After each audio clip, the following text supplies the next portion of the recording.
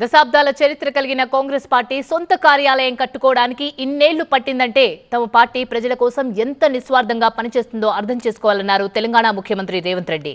నిన్నగాక మొన్నొచ్చిన ప్రాంతీయ పార్టీలు ఆర్థిక స్థితిగతులు, కాంగ్రెస్ పార్టీ ఆర్థిక స్థితిగతులు ఎలా ఉన్నాయో చూడాలన్నారు. ఇందిరాభవన్ నుంచి భవిష్యత్తులో కార్యకర్తలకు, ప్రజలకు దిశానిర్దేశం ఉంటుందన్నారు సీఎం రేవంత్ రెడ్డి. 140 సంవత్సరాల తర్వాత సొంత కార్యాలయాన్ని నిర్మించుకున్నది.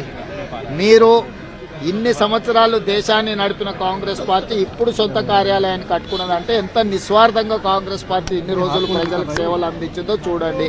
నిన్నగాక మొన్న వచ్చిన ప్రాంతీయ పార్టీలు కావచ్చు, లేకపోతే భారతీయ జనతా పార్టీ కావచ్చు, 140 సంవత్సరాలు ఉన్న కాంగ్రెస్ పార్టీ ఆర్థిక స్థితిగతులు, 40 సంవత్సరాల సీనియారిటీ ఉన్న భారతీయ జనతా పార్టీ యొక్క ఆర్థిక స్థితిగతులు ఏ విధంగా ఉన్నాయో చూడండి. కాబట్టి ఈరోజు ఇక్కడి నుండి ఈ దేశాన్ని 21వ శతాబ్దంలో ఏ విధంగా ముందుకు తీసుకెళ్లాలనో ప్రణాళికలు సిద్ధాంతపరంగా ప్రజల యొక్క సంక్షేమం కోసం, ఈ దేశం యొక్క అభివృద్ధి కోసం ఇక్కడి నుంచి ప్రణాళికలు రచించబడతాయి.